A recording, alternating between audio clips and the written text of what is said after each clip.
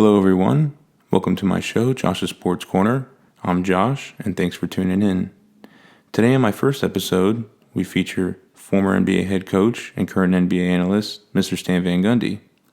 Stan spoke with me about his upbringing and his time throughout coaching in college and in the NBA, his relationship with brother Jeff Van Gundy, his experiences and what he learned along the way that helped him become who he is today. Here's my conversation with Mr. Stan Van Gundy. I hope you enjoy.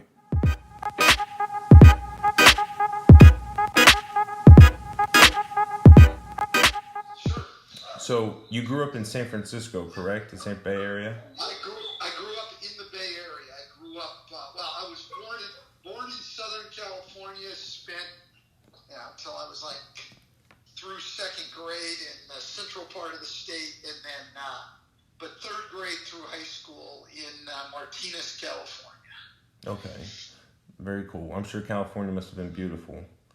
Yeah, it was nice. It was a great place to grow up, but most places are if you're around the right people, I think. I think that's what it comes down to more than anything, and it was a great place to grow up. So how was basketball introduced into your life? I know your dad, I read that he coached and... Yeah, it was always in my life. My dad, up until, from the time I was born through third grade, he was coaching high school basketball, and then he got into college coaching when I was in the fourth grade, and was in that until he retired. And so, there was just never a time where my brother and I were not around basketball and not around coaches. I mean, that was our life growing up. So it was just always there. It was never really introduced to me. It was just there. Right. So it was like a part of the family. Yeah, absolutely. I mean, it was, it was a coach's life all the way. And, mainly with my dad, but then, he was around coaches all the time, basketball coaches and even coaches in other sports that he worked with at high schools and colleges. I mean, so, not everybody certainly, but, a good part of my parents' social circle also was coaches. And so people that were over at our house, a lot of them were coaches. And the people we did things with, a lot of them were coaches. And so, we spent a lot of time around coaches. So it was it was just something that we were always around and had great respect for, and saw people who seemed to be very fulfilled in what they were doing. It was an easy career choice to make because I saw people who enjoyed it so much consistently. Right. So it became kind of like a passion automatically for you as well. Yeah, no, I never seriously thought about doing anything else, from the time I was old enough. I mean, like all young kids, I thought I, would love to play Major League Baseball, but then when you can't hit, right, that, it goes you can't away. hit when you're 13 years old, you figure, that's probably not going to work out. Right. And then, then I played basketball through high school, but I knew I'd been around enough basketball because of my dad to realize sort of where I fit in the basketball world, that I could be a small college player, but I wasn't going to be, beyond that. And so from the time I really thought about, okay, maybe sophomore, junior year of high school, whatever, when you start to think, what would I like to do? My thought was, I was going to be a high school teacher and basketball coach. I mean, but I knew I really wanted to coach. Right. So playing in high school, then you found that you wanted to continue to play, so you went to where your dad was coaching, which is in New York, Brockport, right? Correct? Yeah. So I graduated from high school in California. I went to Alhambra High School in Martinez, California, and and had looked mainly at colleges in California, and I was going to go to the University of California at Davis, which at the time was a Division II school. Right. but then the summer after my senior year, my dad got the job back at Brockport State in New York, and went back and forth on my decision and the whole thing, but decided to move 3,000 miles away and go and play for him. And so went back there and literally made the decision a week before school started at Brockport. So wow. So a major life decision, major life change. Yeah, it was big, but you know what it really came down to for me? My brother and I were really close, and the thought of me staying in California and going to UC Davis and having my brother, he had 3 more years of high school still, playing high school basketball 3,000 miles away and never getting a chance to, see him play and not being able to hang out with him and everything else. That was, really what made my decision is I wanted to be closer to him. And that worked out. It worked out great. I mean, I was really, I'm really glad that I made the decision that I did. How was that playing for your father? How was that? You know what, Josh? Really difficult, I think, for both of us for the first couple of years. I think for my dad, it's sort of, trying to find the right balance with coaching your son. I mean, right. You can go either way with that. You could be too easy on him or too hard on him. My dad certainly was more the latter. Right. And so it was tough on me. I thought that I thought it was hard to play for it the first couple of years. I mean, he was sort of extra demanding on me. Where it did help, I thought, was with my relationship with my teammates. It didn't take that long to figure out that I certainly wasn't getting any extra advantages or anything. Right, perfect. And so it helped me there. And I, as I looked back on it, it was something that I really appreciated because I was able to have good, normal relationships with my teammates. And then the last 2 years, we had just sort of worked everything out in terms of or at least I had come to grips with the way things were going to be. And I think my dad was able to see that, my teammates respected the way he coached me, and he didn't have anything to worry about in terms of his relationship with me. So I thought he relaxed. My dad never relaxed, but he relaxed a little bit about that relationship, and just sort of coached me like he did everybody else. And I wouldn't trade the time for anything. And especially, as you look back later in life,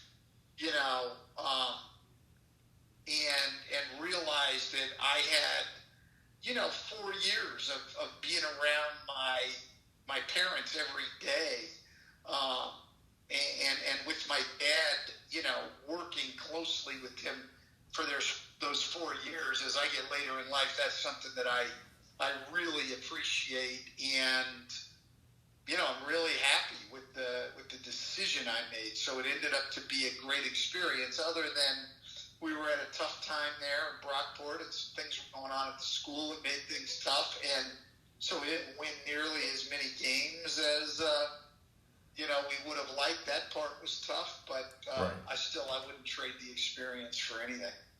Yeah, it seems like the time there was very valuable and I guess beneficial to you, I guess, because college is a time of growing up, so I'm sure having your parents there helped out a lot.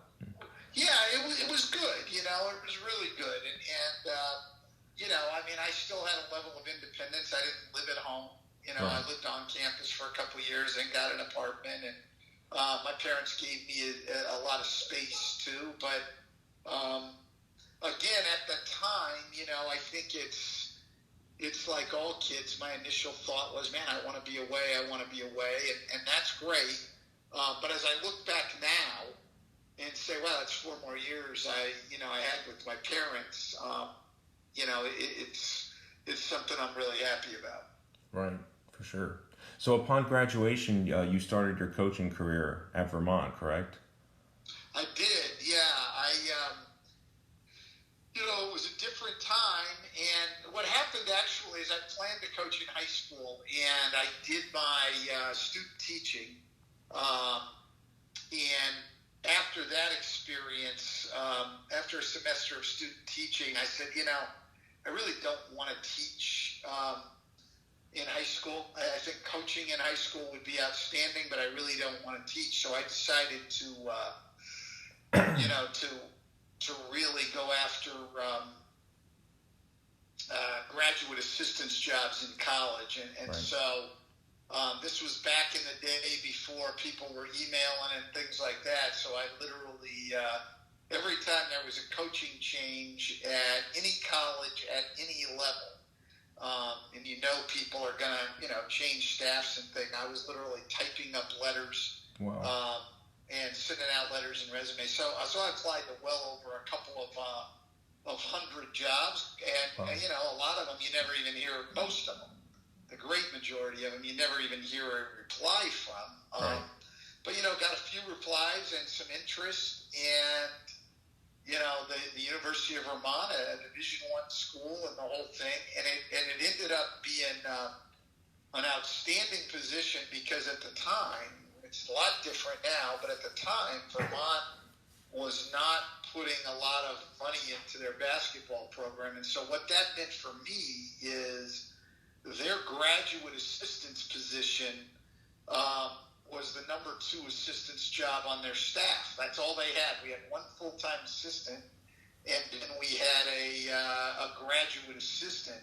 And then our full-time assistant even had to teach a class every semester as part of his responsibilities for his salary, so it limited the time he could be on the road. So I became almost our primary recruiter because I had more time to be out on the road. And in a coaching situation, it was the head coach, the top assistant, and me. And so I got an incredible amount of responsibility that I wouldn't have gotten at programs who had 2 full-time assistants, a part-time assistant, and then the grad assistant. I would have been a lot further down the pecking order. And so I got more responsibility than I was qualified to have at a young age, and that was great for me, And it's something my dad had always preached to me going into the business, that you're young,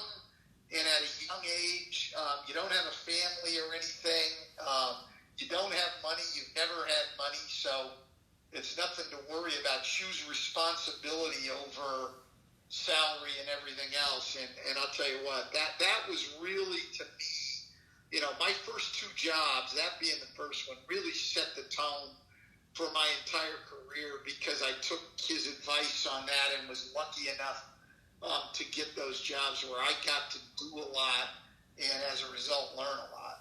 Right. So that GA spot at Vermont kind of, I guess, opened the path up more to other schools, right? And kind of that responsibility showed you, I guess, what being a college coach was, because you had so much responsibility. Yeah, absolutely. In most cases, your graduate assistant would never be on the road recruiting and firsthand learning that type, that part of the business. And, when you break down in practice, and, the big men are working at one end with our top assistant, and then the guards at the other end, I mean, that's me, Right. and it wouldn't have been that way at a lot of schools. I would have been never being able to be the hands-on guy leading drills and things like that. And so, it was an experience that I'm extremely grateful for. And now, I don't think it was the greatest thing for the University of Vermont. I mean, had they had more money at the time, they could have gotten somebody with a lot more experience than me. So Right. It wasn't great for them, and it wasn't necessarily great for our head coach to have to put so much responsibility on someone with so little experience. But it was fantastic for me in my development. And I look back on that and sort of say, wow, I look at young guys getting into the business now, and I'm saying, man, I was really, really lucky. Yeah, because now it's nearly like close to impossible to get a GA spot in Division One programs.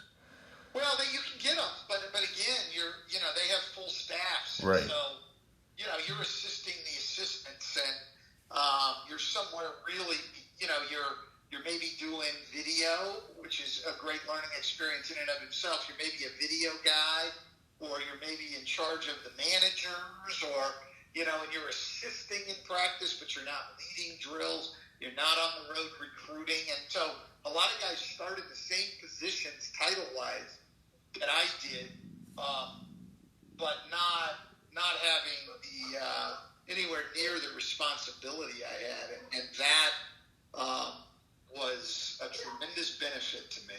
Right. And then at age 24, you get your first head coaching job at Castleton. Not Division One, but how was that, being so young and being a head coach of a college program? How did that make you feel? Yeah, listen, it was the same thing.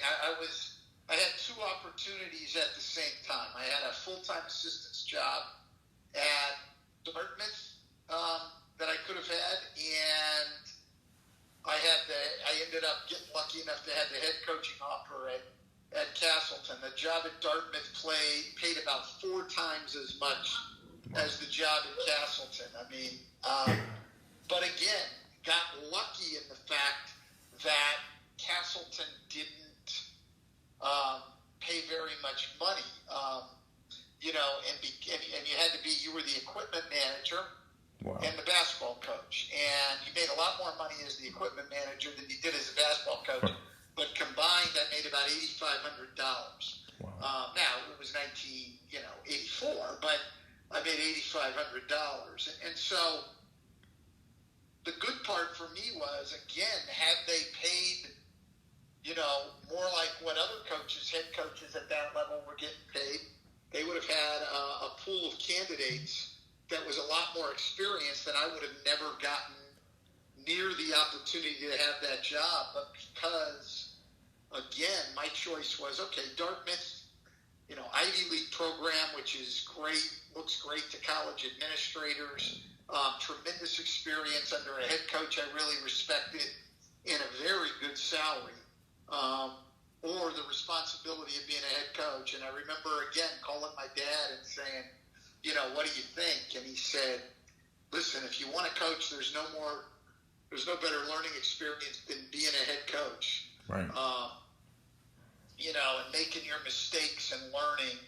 And I would have probably been years away from having that opportunity to be a head coach at the college level if it were not for the fact that Castleton wasn't paying much money. And so I took advantage of that opportunity, and like the Vermont job, those 2 jobs set the tone for everything, because at 24 for 3 years, I was calling my own shots and making the decisions. And at that level, the great thing about the job from a learning experience is you do everything. I had an assistant, a volunteer assistant, but you do everything. You do the recruiting, right? You do the scouting. You coach on the floor. You do the fundraising for the program. You check on academics and run study hall. On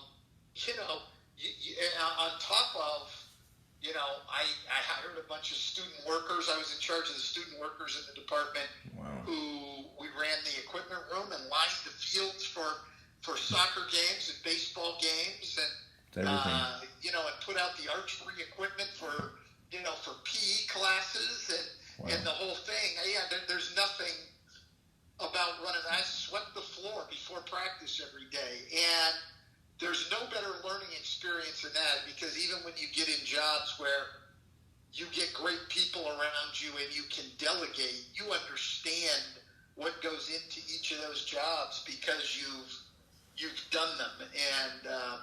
And I was lucky, plus the fact that I went there at a time where the 2 coaches immediately ahead of me had done very good jobs recruiting players, and I got an incredible opportunity to walk in at the right time and win.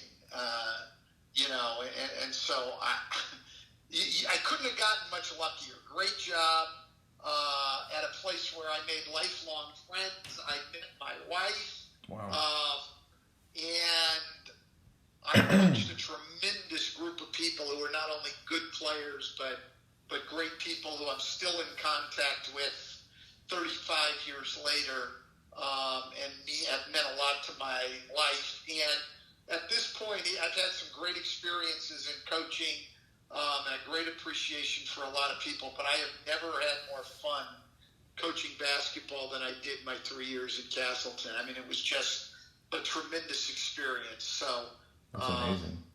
Yeah, and that's the one that set me up for everything else, because as I moved on through the profession, I mean, I think I went to Canisius and Fordham the next 2 years with the same head coach. So I was at Canisius. He got the job at Fordham and took me with him. Right. And I think his interests in me were, number one, he knew my dad, and knew that I'd grown up in a coaching family, had respect for that experience, and what I brought to the table because of that. And then I had been at the Division I level as an assistant at Vermont, who at that time was in the same league as Canisius.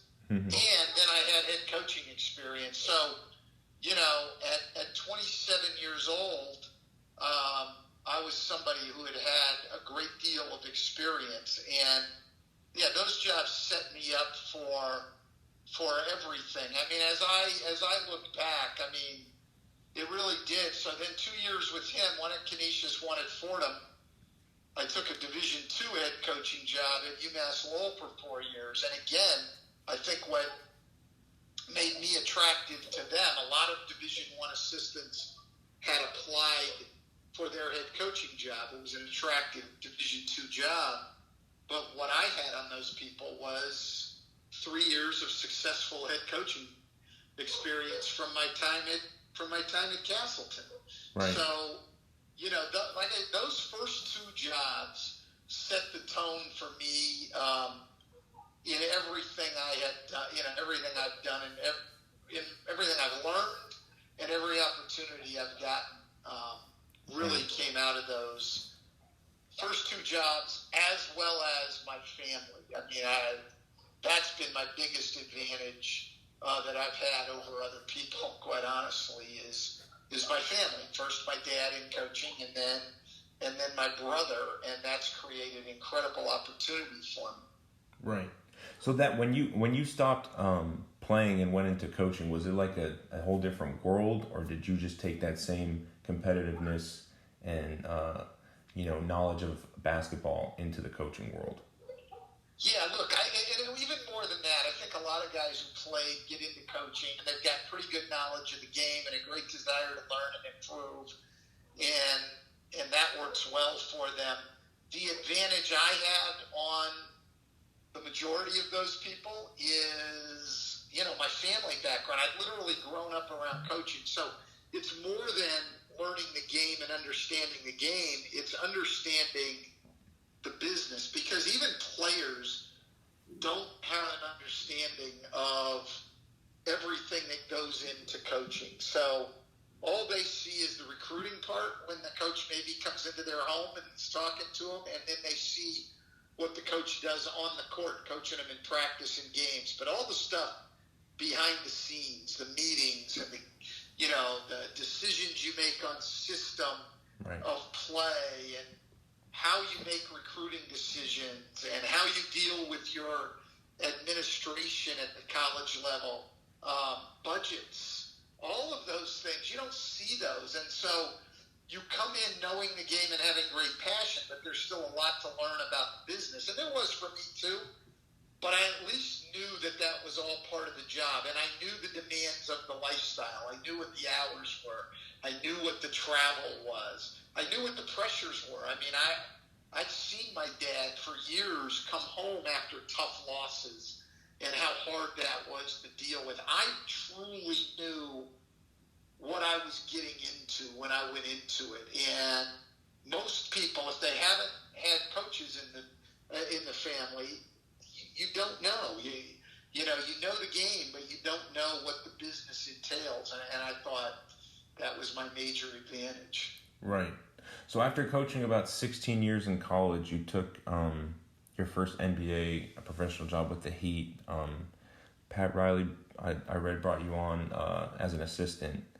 Was that even more of a shock, knowing coming from college to that, even more of a business kind of side, even in the NBA?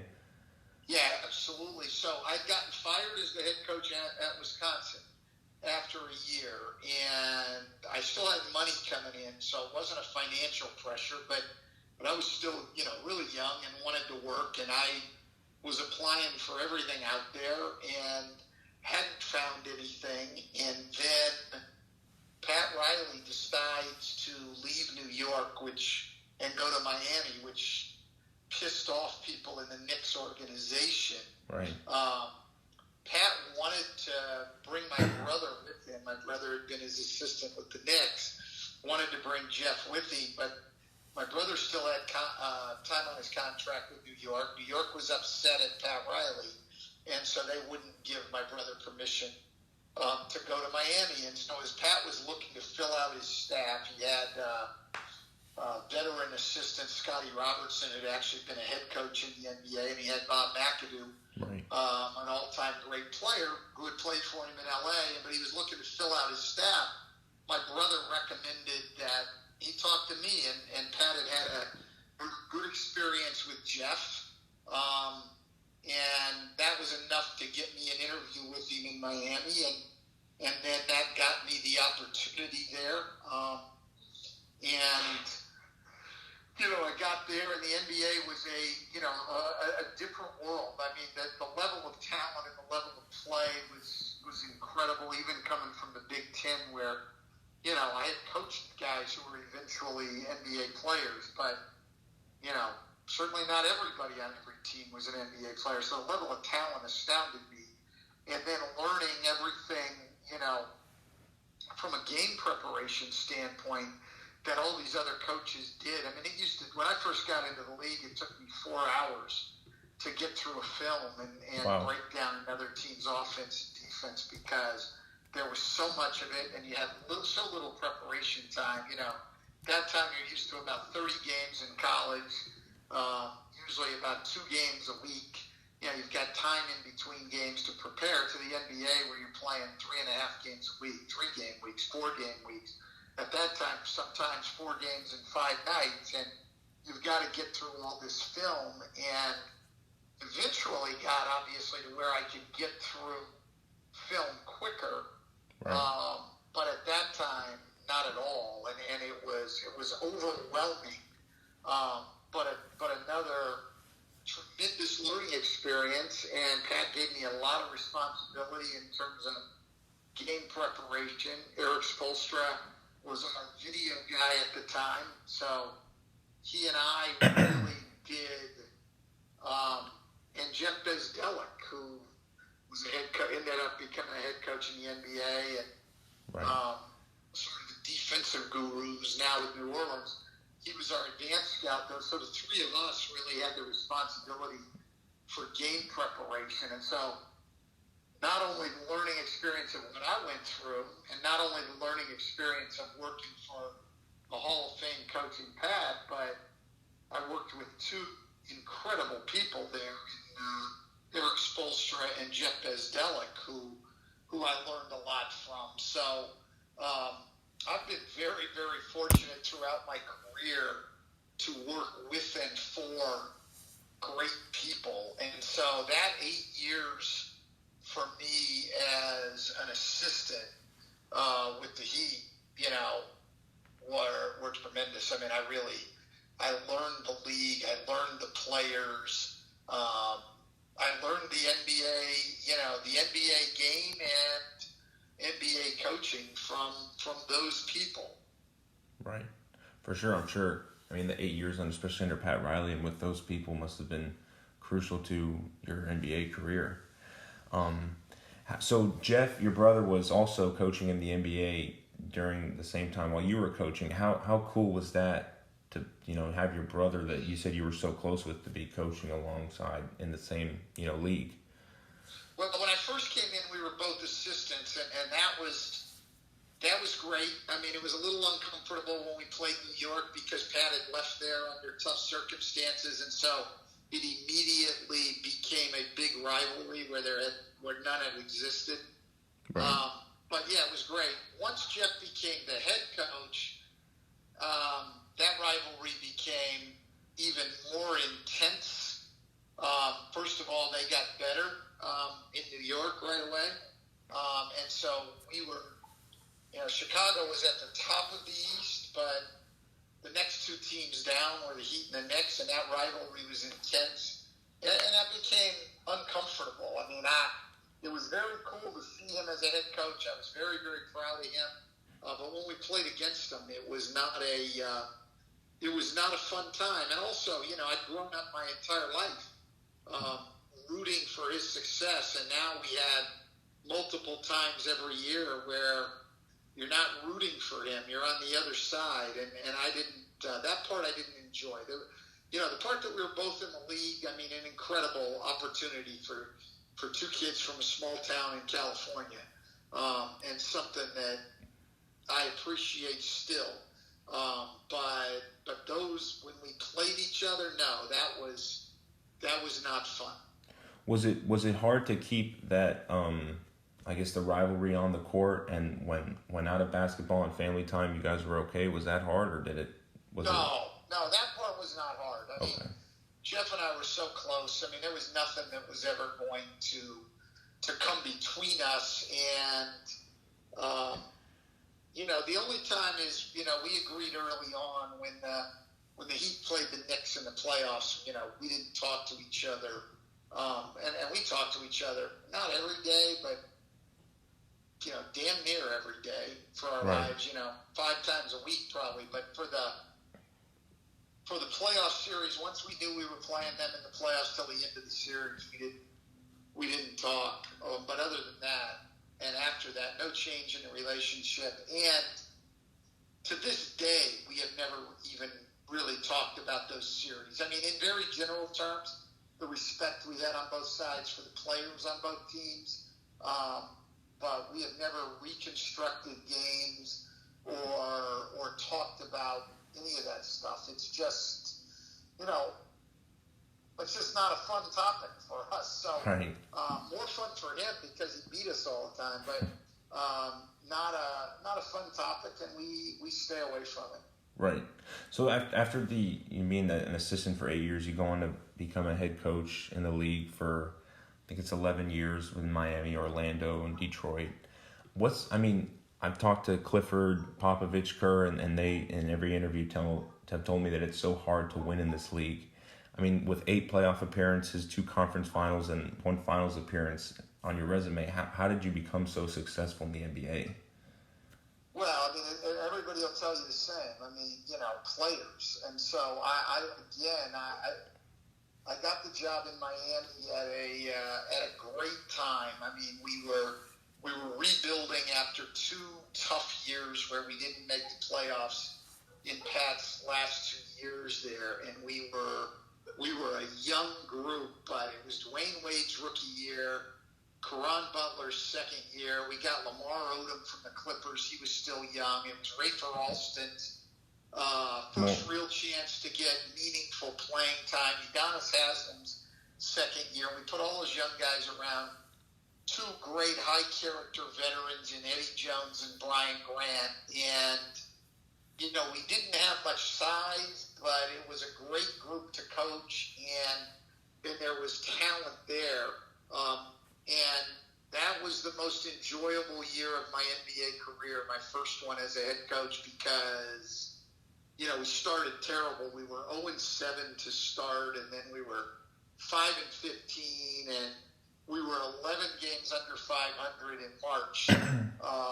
And then we won 17 of our last 21 games to go from out of the playoffs to having a home court in the first round of the playoffs. We were able to win the first round in 7 games and then play a really competitive second round series, which we lost in 6 games to Indiana, who went to the NBA Finals that year. So, I was just lucky to walk into not only so much talent, but guys who were so driven to win and two really high-character veteran guys to keep everything together. And then I had a great coaching staff. Bob McAdoo, who had the players' respect after a Hall of Fame career, and to have a great ally there. Keith Askins, another guy who had been a great player for the Heat, who players had tremendous respect for, and I also had those two guys on my side. And then Eric Spoelstra, who was, in his first year as a full-time assistant with me, but, a great basketball mind that all of us knew from the time he started as a video guy. We knew he was destined for greatness. So I had a great staff that helped me through it. We had a great year, and that set me up for everything else. Then we get Shaq, and so we win even more games. And then I come to Orlando, and, I inherit Dwight Howard and Jameer Nelson and Hito Turkoglu, right, Tony Battie, and then, we go out and Otis adds Rashard Lewis the summer he hires me. And, so I've been very, very lucky. I've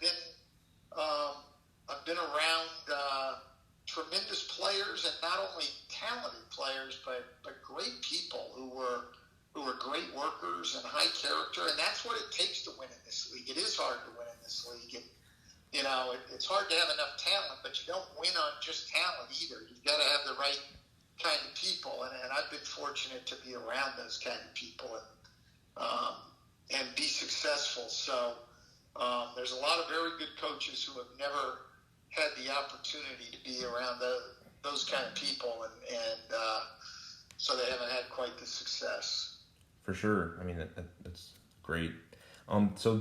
So in 2014, you take on the head coaching job and president of basketball operations.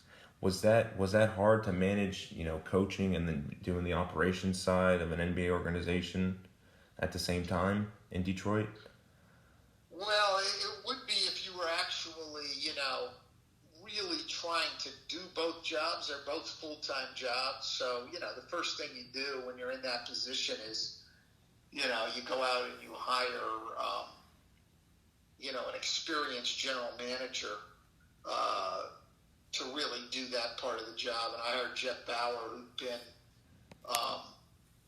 the general manager in New Orleans, and had actually done both jobs for a period of time too. So I thought that was an advantage because he knew what it was to do both jobs at the same time.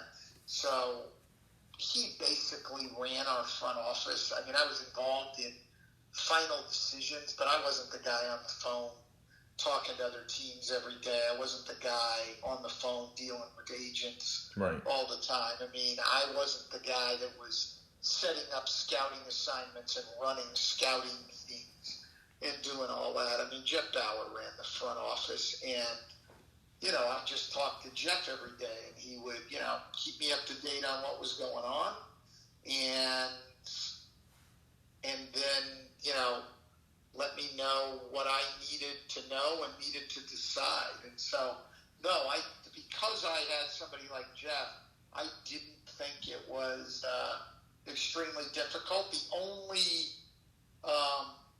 only tough part for me, and the part that I really felt at the end more than anything when I got fired, but it was tough for me over the 4 years, is I felt a tremendous amount of responsibility to a large number of people. I had been, in charge of a coaching staff before, obviously, and so, you have 4 or 5 coaches, and you got an advanced scout, and you got a video guy, and that's it. And now when I go to Detroit, we had to go out and hire a lot of people, and then you're responsible for 50-some people. And I felt that as an overwhelming responsibility. And at the end of the time, when you get fired, almost always there's almost a total makeover of the staff when new people come in. So me getting fired meant that a lot of people were going to lose their jobs, which is a hardship on them and their families. And that sense of responsibility was the part for me that made the job really, really difficult. Knowing that, I had, in my hands the lives and careers of so many good people. And it's not something I would want to do again, I don't think, because of that. It's just too much, and I'm more comfortable just having those people, a limited number of people in the business who are reliant on me. Right, for sure. I mean, that makes a lot of sense, especially in Detroit. There was an immense amount of responsibility on you, which is, I'm sure, a lot to handle. Well, yeah, like when you get fired, when your ownership decides it's time for a change, I think people look at that all the time. I see fans all the time who, this coach should get fired and that coach should get fired. And, obviously they're not going to feel any empathy toward the coach because the coaches at that level or even at the major college level are making a huge amount of money and they usually have time left on their contract when they get fired. And that's all true. Like, I didn't need any sympathy or anything from anybody getting fired. But what they don't think about, I don't think the average fan thinks about the guy who is a college scout for the Detroit Pistons who just lost his job because I got fired. Not because of anything he did wrong, but because I got fired. Or the video coordinator who just lost his job because I got fired. Nobody thinks of those people whose lives get affected, and they weren't making huge money, and they don't have more time left on their contract. You get a head coaching job in the NBA, you're going to sign a 3, 4, 5-year contract, and most of the time they decide before your contract's up that they want to make a change. So I had a year left on my contract, and it was for big money. So I'm fine. But what about those other people? Nobody thinks of those people when they talk about, get rid of this coach or get rid of that coach. And, I mean, all those guys know what they're getting into when they get into business, but it does not mean that the person responsible, me in that case in Detroit, doesn't bear a tremendous weight. Right, for sure. So after about 37, 38 years of coaching from college, NBA, head coaching assistant, you decided, well, last year you taught at Stetson. Was that from when you were in college or high school, you always kind of wanted to teach in high school? Was that you kind of what made you want to become a professor? You know what? It was just that I had, I think over, that many years in sports that I had accumulated some real life knowledge, and I had time on my hands, and I thought, it would be fun to do, and that I had something to offer, students that wanted to get into sports business. And so my wife's on the board of trustees at Stetson, has been for the last few years. And, as I got into it, I decided to start talking to people about the opportunity, not to get into it, on a full-time basis. Those people work way too hard, quite honestly. Right. But I'll teach one class. And so as we got into the discussions, it ended up that we could do that. And I did it last semester. And, it happened to be at a school that has an undergraduate sports management program, which Stetson still does, or at least still did. They're turning it back into just a minor now rather than a major. Right. But the kids in my class were mainly sports business majors. And so it just all came together, and plus living close by and the whole thing. So it was a tremendous opportunity to be around some really motivated, hardworking young people who were, really passionate about getting into sports and trying to learn more. Yeah, it was a lot of fun. That's great. Yeah, for sure. A lot of knowledge and wisdom coming from you, I'm sure. So I guess you kind of answered this earlier, but I was going to ask if the opportunity presented itself, would you like to still coach in the NBA? But you kind of told me with how much responsibility is bearing on a coach. I'd love to coach. I just wouldn't want to do both jobs again. I don't think. I mean, you never say never to anything. Right. Right situation, right ownership, the whole thing, maybe. But no, in general, I want to coach. And I would like another opportunity, but I'm at the point in my career where I would be selective. Like I don't need to coach.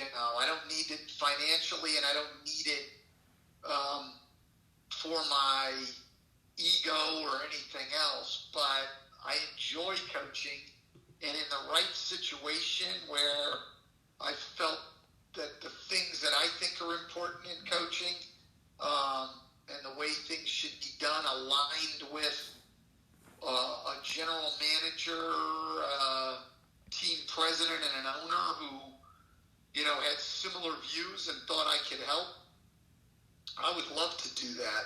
But it would have to have all those things. It would have to have a place that my wife would enjoy living, and a team that I thought I could make an impact on, and a team management who is looking for somebody who, with my experience and my philosophy.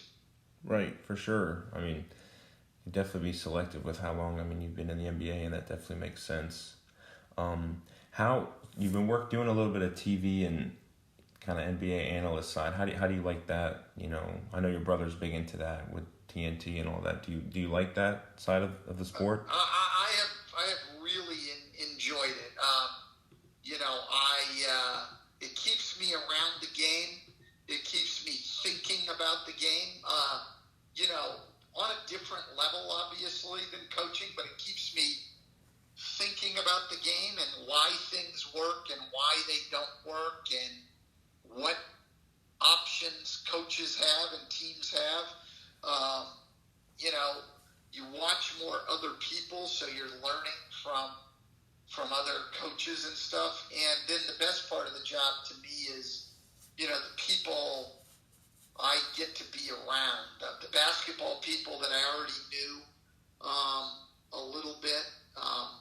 Last year at ESPN, I worked with Jalen Rhodes and Chauncey Billups and Paul Pierce, and really enjoyed those guys. And then this year, around guys that I've even coached. Karan Butler, I work with every Saturday night. I coached him in Miami and Detroit.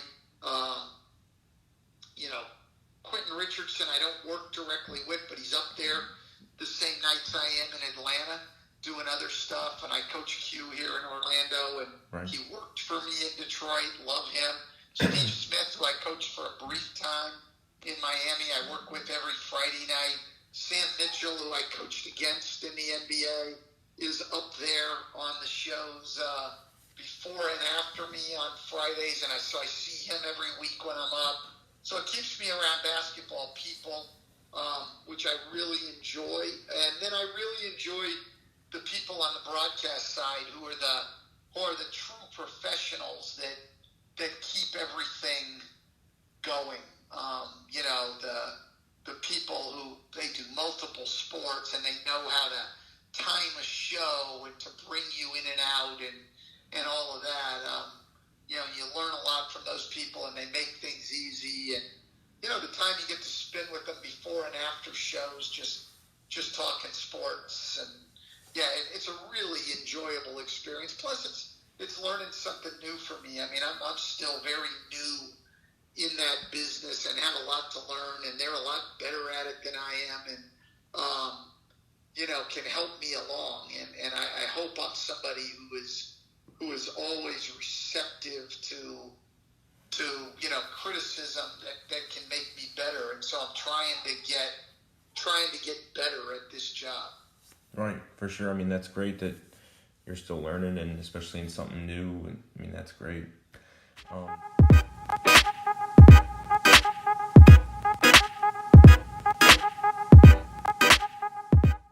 Thanks again, everyone, for tuning in. Special thanks to Mr. Stan Van Gundy. It was a pleasure speaking with him. I'll catch you guys next time.